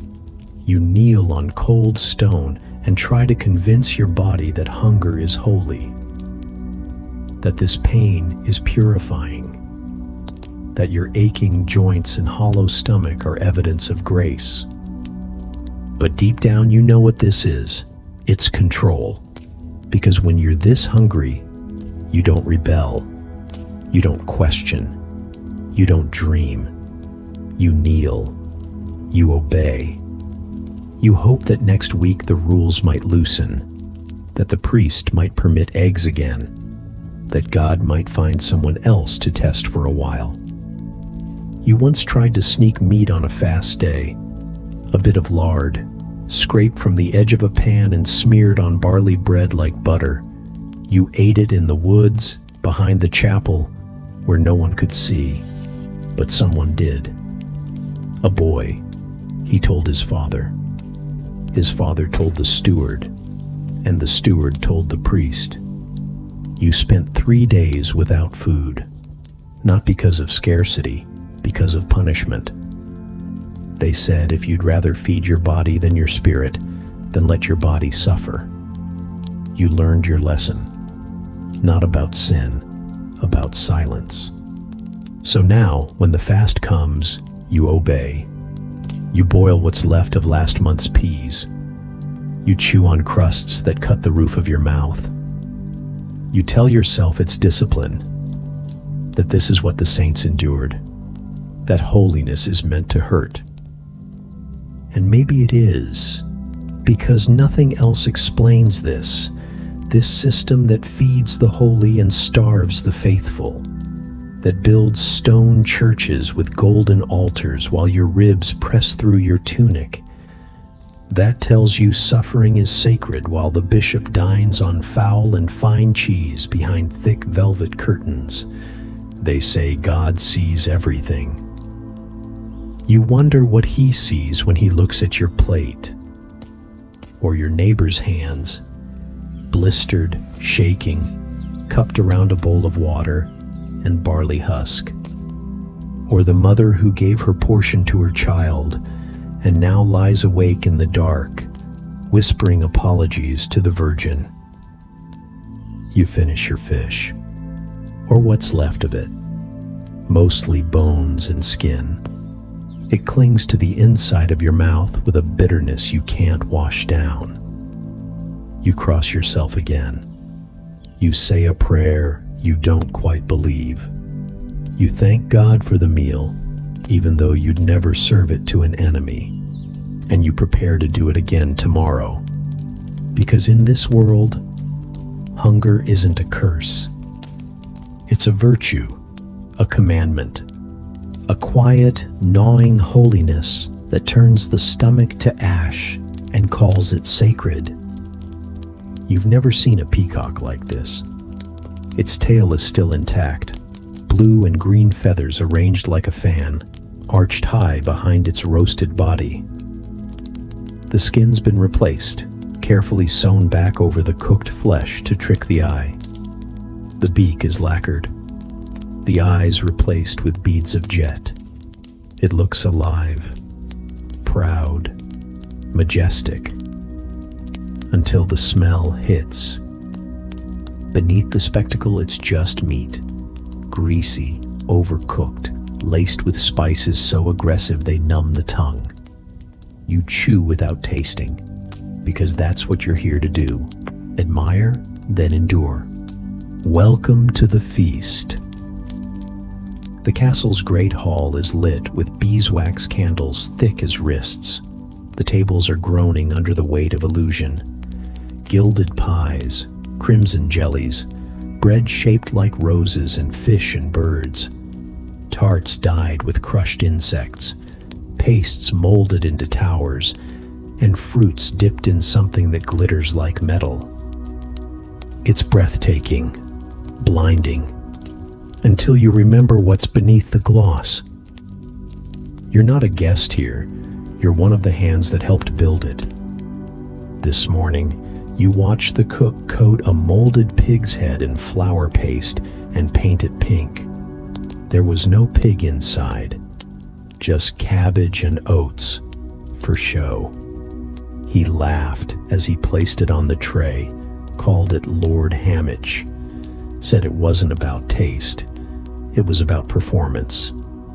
You stirred a pot of stew that smelled like ash, stirred it again, watched him drop in cloves, cinnamon, peppercorns, each one more valuable than anything you've ever owned. He said the lords liked it that way, strong enough to kill the flavor, he joked. But you knew what that meant. The meat was off, always is. Nothing goes to waste in a noble house, even the rancid stuff, especially the rancid stuff if it can be masked. Boil it, spice it, cover it in pastry, and pray the guest is too drunk to notice or too polite to protest. The sugar swans are the worst, sculpted by hand, wings curled, beaks delicate. They sit on silver plates like frozen music, but bite one and your teeth ache for an hour. No one eats the swans. They're there to be admired, whispered about, photographed in memory by nobles who will later claim to have eaten too. Next to them is a gilded fig, real gold, hammered into flakes, brushed over fruit already rotting inside. One touch and it weeps, but it looks divine, important, holy. You once tried to eat one after the feast, when the hall emptied and the dogs wandered in. You bit into the skin and gagged, mold, soft as velvet. You spat it out before it reached your throat. Tonight, the guests raise goblets and toast each new arrival. The servant procession enters in pairs, arms outstretched, balancing trays with towers of food that will be smelled, praised, nibbled, and left to collapse under their own weight. There's laughter, applause. Someone claps at a roasted fish served upright, mouth open, with a radish pearl clutched in its teeth. You watch from the edge of the room, where the servants line up like shadows. You're not supposed to make eye contact, not supposed to move unless summoned. You keep your hands clasped and your eyes low, but your stomach growls anyway, loud enough that the man beside you winces. He worked the spit today, turned a boar until his arms cramped, then carved it and watched half of it go uneaten. The fat congealing, the crackling softening to rubber before anyone bothered to serve the last cut. He says he'll eat the bones if they leave them. You nod. You've learned the cycle. The richer the meal, the less of it is real. The more dramatic the display, the more danger it hides. Food here is theater, drama, masked ritual, a war against rot, fought with cinnamon and deception. And no one wants the truth. You've seen the steward pluck mold from a pie and dab it with wine-soaked linen. Watched him lift a roast that slipped apart in his hands and call it tender. You've watched meat arrive already buzzing with flies and leave the kitchen lacquered in glaze and silence. No one says anything, because here illusion is everything. You know of one noble who died last month, Lord Rolf. Ate a pear that had been boiled 3 times to hide the bruising. The cook blamed the pear. The steward blamed the cook. The priest blamed the devil. But the servants knew. It wasn't the fruit. It was the hunger for spectacle. A feast isn't made for eating. It's made for envy. The lords want to outdo one another. Bigger birds, stranger pies, more spices, less substance. They want to be remembered for what they served, not what was tasted. For the size of their platters, not the safety of their guests. You don't blame them. Not really. They're just as trapped as you are. Their hunger is different, but just as empty. Tonight, the peacock is paraded around again. Its feathers rustle as it's carried, as if it might take flight. Everyone cheers. No one eats it. And by morning, the kitchens will be cold. The table scraps picked over. The peacock feathers wilted. The illusion packed away. You'll sweep the bones from the floor. You'll wipe the grease from the silver. And tomorrow, someone will die quietly from something that tasted like heaven and smelled like cinnamon. The barrel was half full. That was the problem. That was always the problem. Bruna stood over it with a ladle in one hand and a prayer in the other. Not a real prayer, the kind the priest would approve of, but something more raw. A whisper to whatever gods governed barley and fear. She'd done it before, more than once.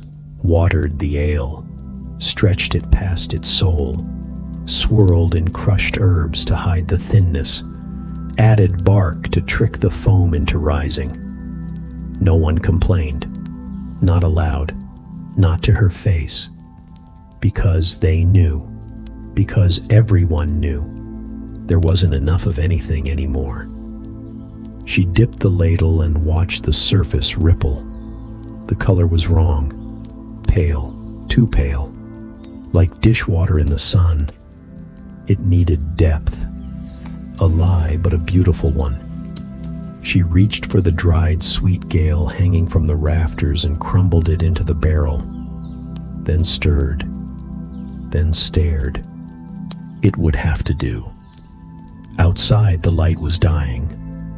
The regulars would arrive soon, dragging their boots and their grudges, looking for something warm to swallow. Something to make the cold feel distant and the hunger feel holy. They didn't care what was in the cup, not really. They cared that it was full, that she smiled, that the floor didn't move too much beneath their feet by the time they stood up to leave. Bruna wiped her hands on her apron. It left streaks. She didn't notice. The first knock came soft. Old head. He never waited long. Always came early. always tipped his head like he was praying before entering. She poured his cup behind the counter, careful not to spill. He sipped, grimaced, then nodded like he'd tasted something fine. She knew he hadn't, but she nodded back. Then came the others, one by one, men with cracked lips and questions in their eyes, women with stories they'd forgotten how to finish, young ones with hunger, old ones with regret. She poured. They drank. No one asked, except for him. A stranger. Not noble, but not from here either. His cloak was dry, his boots polished. He sat where no one ever sat, far from the hearth, back to the wall, eyes that watched too closely. When she handed him his cup, he held it without drinking. "This is thin," he said. Her fingers tightened around the handle of the pitcher. Her heart kicked once, sharp and mean. "It's ale," she said. "It's water pretending to be." She didn't answer. He took a sip, held it in his mouth, swallowed like he was judging her soul. Then he smiled, not kind. "I've had worse," he said. That night, when the fire burned low and the last drinkers staggered out into the dark, Bruna sat alone on the bench near the door. The barrel was empty. The coins were light. Her hands smelled of wood smoke and wort. Her throat felt scraped. She remembered the first time she brewed, years ago, when her husband still lived and her hands hadn't yet learned how to cheat. The ale then had weight, warmth.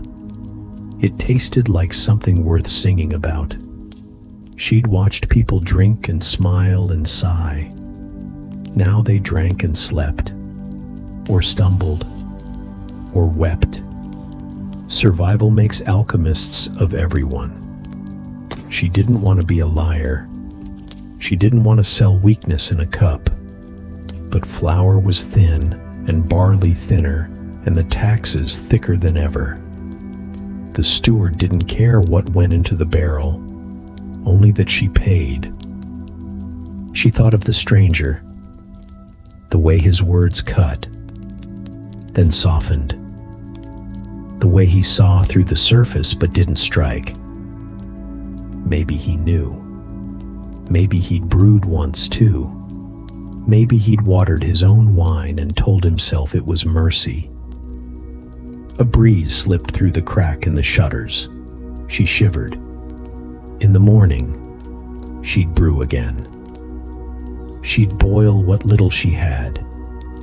She'd stir and sip and pray. Maybe she'd find a way to make it thicker. Maybe not. But tonight, she poured the last of the barrel into a wooden cup, sat with it, stared at the way it caught the firelight like amber pretending to be gold. She drank. It tasted like everything she was afraid to say. Thin, bitter, but hers. And outside in the alley, footsteps paused, then kept walking. You open the jar and pray it didn't turn. The lid sticks. Your fingers slip.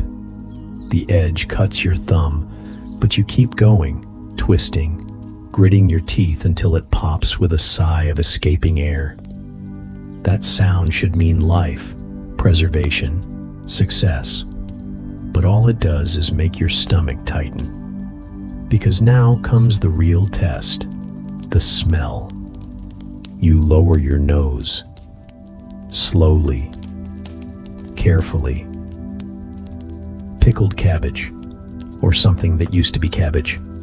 Tangy, sharp, with a hint of something sourer than it should be. Not rot, not quite, just fatigue. You stir it with the handle of a spoon and see the colors held. That's good. No fuzz on top. No gray tendrils sliding through the brine.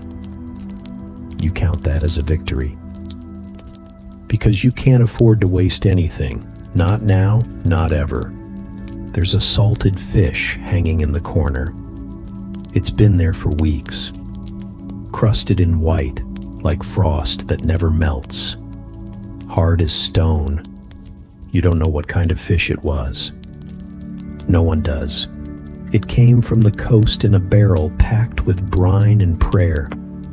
You'll soak it for hours before it's soft enough to chew, and even then, you'll need to drown it in oats or stew just to chase down the salt. And this is survival. Not eating. Surviving. Every bite is a bargain, a negotiation between what your body needs and what your gut can handle. The dried apples from autumn, gone by January. The smoked pork, eaten in celebration weeks ago, long before the snow truly settled. What's left is shelf-stable despair. Turnips dried into discs. Beans so old they've started to split. Jars of something vaguely sweet that no one wants to open because no one remembers what went in. You used to laugh when they said winter was cruel. Now you know better. Winter isn't cruel. It's quiet, patient. It doesn't kill quickly. It waits. It leans. It watches your shelf grow barer by the week and lets you feel every moment of it. Fermentation is your only magic. You learned it from your mother, who learned it from hers. Salt the meat. Hang it in the dark. Pack the vegetables in jars with vinegar and thyme. Smoke everything that can't run away. Hope the air stays cold. Hope the mice don't find your stash. Hope the lid seals. Hope your hunger can be fooled for one more night. Because there's no pleasure here, only calculation. You remember what fresh bread tasted like. Not this gray loaf that crumbles like sand, but real bread, with butter, warm, soft enough to tear. You remember strawberries, honey, fat roasted fowl. You remember them the way you remember childhood dreams, real once, but now blurred, distant, too soft to hold. What you have now is jerky that cracks your teeth, jam that tastes more of vinegar than berry, ale that went sour last week but still lines your cup because it's liquid and warm and not water, and that's enough. There's a root in your cellar that you won't touch unless it's the end. Not because it's dangerous, because it's the last one.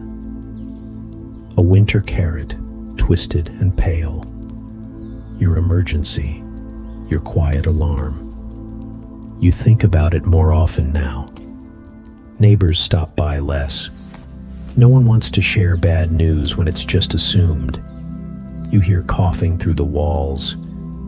You hear arguments. You smell burning bread again. Everyone's patience is shrinking. So is their waistline. And still, you open your jars. Still, you chew. Still, you count. 3 more days of cabbage, maybe 4 if you water it down. 2 biscuits left, if you can call them that. Half a sack of beans. Enough salt to preserve one more thing, but nothing left to preserve. Your hands are cracked. Your nails are split. But you chop, you soak, you stir. You wrap cold fingers around warm bowls and try not to think too far ahead. This isn't living, but it's not dying either. It's the quiet gray in between. And in that gray, you find a rhythm. You light the fire before dawn. You tend to the jars. You scrape mold from the cheese with the same knife you use to peel roots. You whisper to the bread to rise. You tell the fish not to betray you. You sing sometimes, softly, not for joy, for memory. Once, you remember, you smiled while eating. Once you laughed with food in your mouth and didn't apologize. Now, you swallow carefully. You chew with reverence. You bow your head over every meal, not because it's holy, but because it's hard-earned. A triumph of rot delayed. The jar is nearly empty now. You scoop the last of the cabbage into a cracked bowl and sip the brine. It stings. It wakes you. It reminds you that you're still here.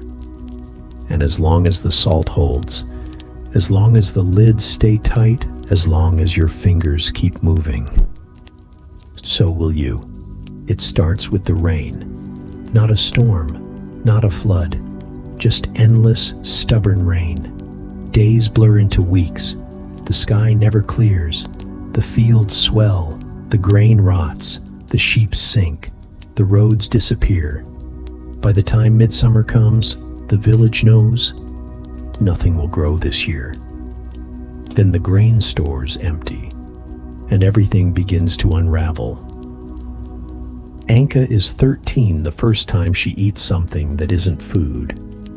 Her mother boils the leather strap from her father's old boot, scrapes it clean with a dull blade, soaks it overnight in rainwater, adds salt they can't spare, and herbs with names Anka doesn't know.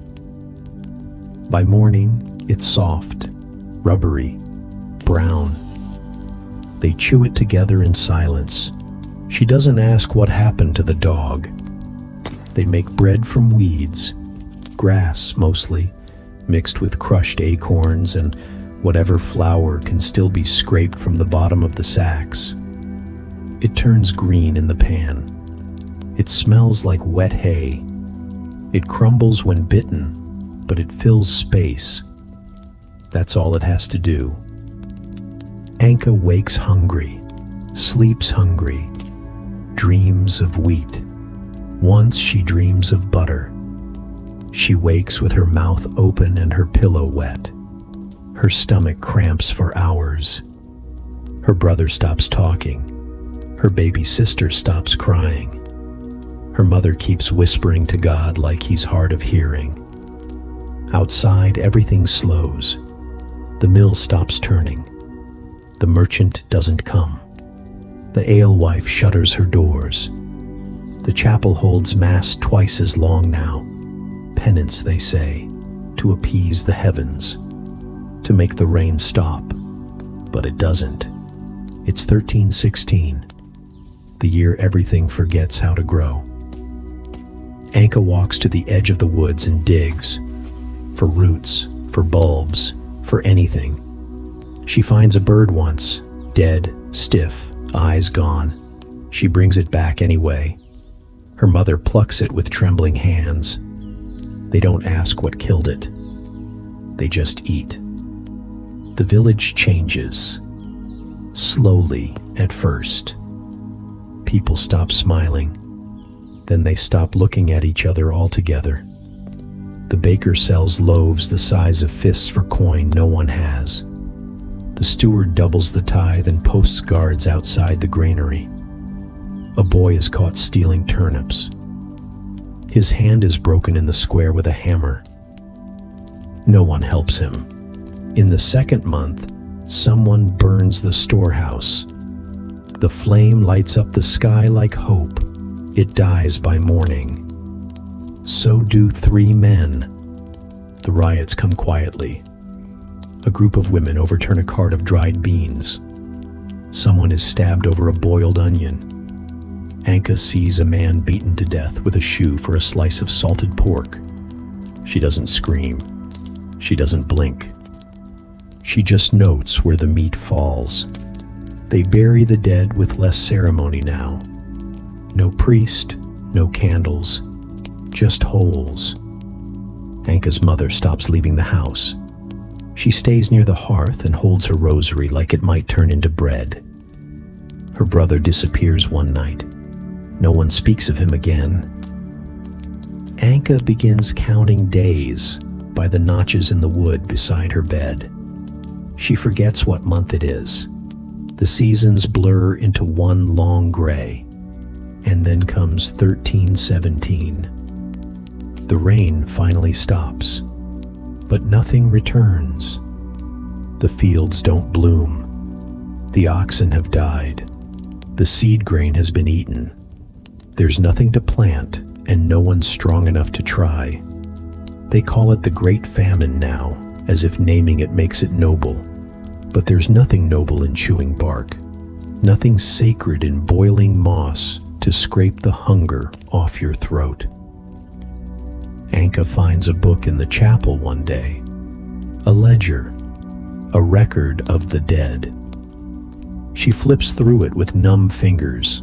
The names are endless, some marked in red, some in black, all gone. She turns the pages until she finds her father's name, then her brother's, then a blank space. She adds her own.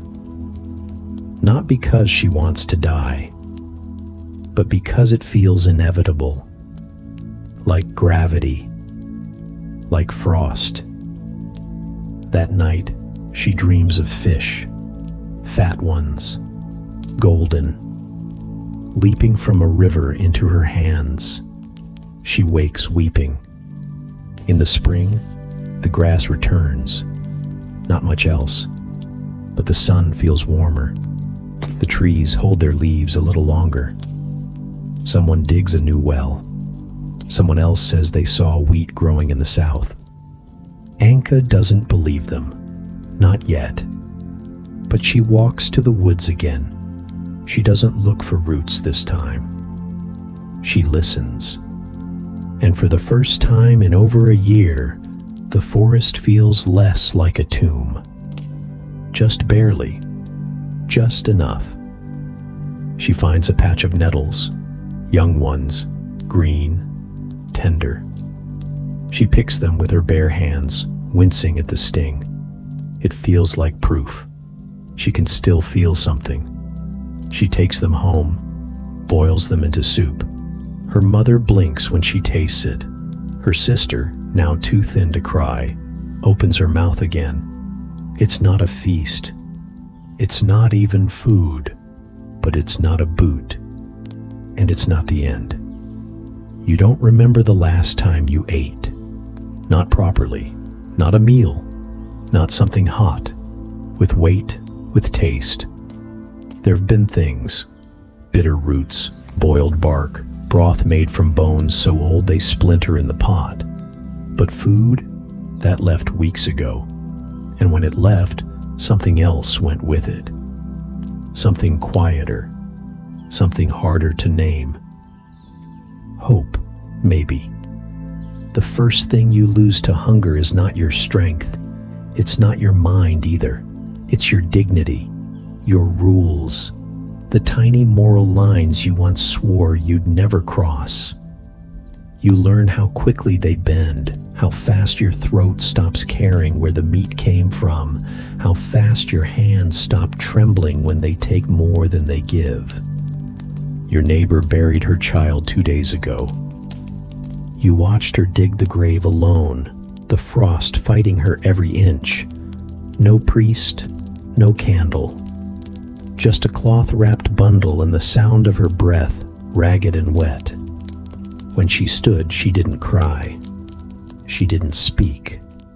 She just looked at you and said, "We don't bury pigs." You didn't answer, because you understood what she meant. There are no pigs anymore. No chickens. No goats. The rats left too. Even the dogs. What's left is bone and silence. You boil the same ones every night, chipped, blackened, hollow. You scrape the marrow, though it's long since gone. You chew the sinew as if it still holds warmth. And when you drink the broth, your body flinches. It doesn't help anymore. It's just habit, ritual, a performance you keep enacting for the illusion of survival. Your tongue has forgotten sweetness. Your hands shake even when they're still. You wake up dizzy. You walk like you're floating. There's a ringing in your ears that never stops. You think, but you don't reason. You feel, but only at the edges. Hunger rewrites you. You're not angry. Not anymore. Anger takes energy. Hunger doesn't leave room for rage. Just static. A blank fog that eats the corners of your thoughts and leaves you staring at walls for hours without blinking. Someone knocked on your door yesterday. You didn't answer. You couldn't. Not because you were afraid, but because you'd forgotten how to move. You sit by the hearth even when there's no fire. You touch the stones as if they still remember heat. You talk to them sometimes, not words, just sounds, just enough to hear something besides your ribs. Outside, the village is quieter now. No dogs, no song, no smoke from chimneys. The snow falls without crunching because no one walks in it. No footprints, just drift after drift after drift. A man named Carlin tried to trade his boots for a loaf of bread last week. No one had bread. He left barefoot. You saw him yesterday, lying near the stream. His feet were black, his lips blue. He was curled like he meant to rest, but he never rose. You stared. You didn't feel sad. You didn't feel much at all. You wondered if he still had bones worth boiling. That thought stayed with you all night. When you close your eyes, you don't dream of feasts. You don't dream of tables or ovens or even warmth. You dream of chewing. Endlessly. You dream of teeth breaking, of biting your own fingers. You dream of your mother calling you in for supper and you waking up with your hands in your mouth. There's a child 3 doors down who cries all night. Not because of pain. Not anymore. He cries because no one answers. Because the crying is all he has left to prove he's still here. You wonder when he'll stop. You wonder what it will mean when he does.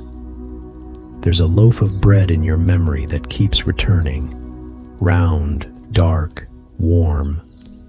Your mother cut it with a knife so dull it tore more than sliced, and you fought for the crusts. It had seeds, steam. The butter melted before your eyes. You remember it more clearly than you remember your brother's face. Memory plays tricks when the body empties. It serves you ghosts. It feeds you shadows. You caught yourself chewing your sleeve today. It's torn now, damp from spit. You didn't realize until it was too late. This is what hunger does. It makes you animal. It makes you stone. It stretches you so thin your soul rattles in your chest like a broken bell. And no one is coming. Not the steward, not the priest, not the king. No cart will roll in with grain. No knight will ride in with meat. This is it. This is all. You pick up the bone again, the one you've boiled for 6 nights in a row. You know it has nothing left, but you boil it anyway, because there's nothing else to do, because boiling makes it smell like something, because smelling is close enough for now, because pretending is all that's left. You're standing in front of a wall of yogurt. Strawberry, peach, vanilla, honey, Greek, Icelandic, fat-free, full-fat, lactose-free, protein plus, probiotic, whipped, drinkable, organic. There are more flavors than there were months in a medieval calendar. More options than a whole village would see in a lifetime. And you're just standing there, brows furrowed, debating the sugar content. Behind you, someone waits with a cart full of kale and bottled water. Ahead, a toddler shrieks about the wrong brand of applesauce. Somewhere over the speakers, a song from 20 years ago hums softly through the hum of cold air and refrigeration. You reach for the yogurt. Stop. Change your mind. Pick another. That's when you feel it. Not a breeze. Not a sound. Just a shift. You turn your head slightly. No one's there. And yet, there is a woman, or something shaped like one. No shoes, no smile. A face carved by cold wind and coarse bread. Her eyes are dark hollows that flick from shelf to shelf in disbelief. Her fingers twitch, hovering near a bag of flour. She doesn't reach for it. She just stares, as if touching it might shatter her. She doesn't blink. You freeze. Her dress is patched, layered, stiff with dirt. Her hair is tangled like it remembers years without soap. She smells like smoke and salt and silent screaming. And hunger. Deep generational hunger that clings to her skin like soot. She doesn't speak. She just looks through you, past you, into a world that she didn't survive long enough to imagine. You take a step back, heart suddenly pounding. She sees the bread aisle. Her gaze stutters over brioche and rye and sourdough and wheat, bagels, buns, rolls stacked in mounds beneath soft light. She doesn't understand the bags, the plastic, the price tags. But she knows what it means to have bread that isn't hard as stone. That doesn't need soaking. That doesn't threaten your teeth or your life.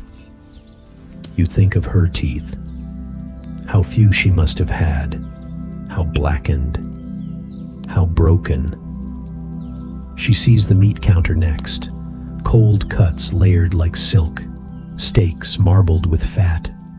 Chicken, pork, lamb, bacon, shrimp, salmon. A fish with its eyes still in, resting on crushed ice like it's just asleep.